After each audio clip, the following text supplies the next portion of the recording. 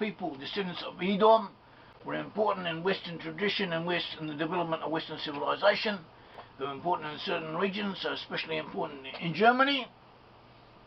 And in Germany we did have the Holocaust, and where Jews were wiped out.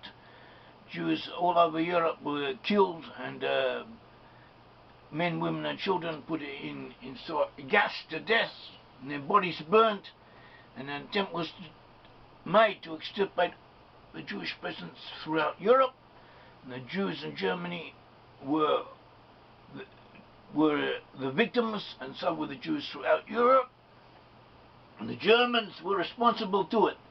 So we were asked if the German complicity in this attempt to wipe out the Jewish people was due to their Edomite ancestry. So we say that there was in Germany an important element from Edom, that the Edomite influence was important in Germany, that the majority of the population were not necessarily of Edomite origin, though an important minority was, and it was this minority that somehow either managed to gain control of the nation and impose its will upon the entire populace, so that they all participated in the attempt to wipe out the Jews. And in Germany they had always hated the Jews, there had always been anti-Semitism, there had been hatred of the Jewish people, there had been a wish to kill them. The Jews had been despised by a great number of people throughout the history of Germany, but this was not, it was not always the same. It was not the same in every age, and it was not the same for everybody. There were always elements in Germany who were pro-Jewish or equivocal concerning the Jewish people, who were fair-minded and did help the Jews from time to time. This element apparently disappeared or became very quiescent during the Holocaust period. So that is a different study, different story, but this should be noted. And so we were asked, why did it begin with the Jews? Why was Judah so vulnerable at the time, and why did the Holocaust come to Judah? Why was Judah punished, as if to say, in such a horrible way? So we may say that we don't really know. No one perhaps knows, or people have general ideas, but no one knows for sure.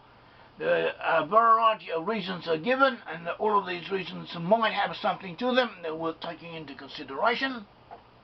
So some of the ideas that have come up is that the Jews in Germany were very assimilated. They wanted to become German. They wanted to be identified as Germans, and this in a sense may have been in the eyes of the Almighty a form of idolatry. They preferred to be German rather than being Israelite, rather than being Jewish, and they were going after adopting a German culture rather than cleaving to the ways of their forefathers, and so they were punished. The only way to get them out of this way of thinking, of this psychological state, and bring them into the land of Israel, was by bringing upon them the disaster that did fall upon them.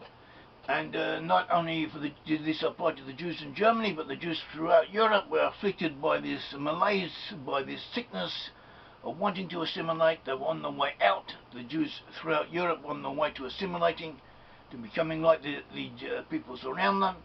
And so this calamity befell them all, and it was what divine providence had decided was needed at the time to save them for the future.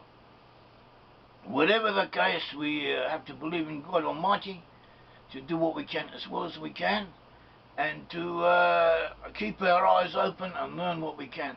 May the God of Israel bless you all. Thank you.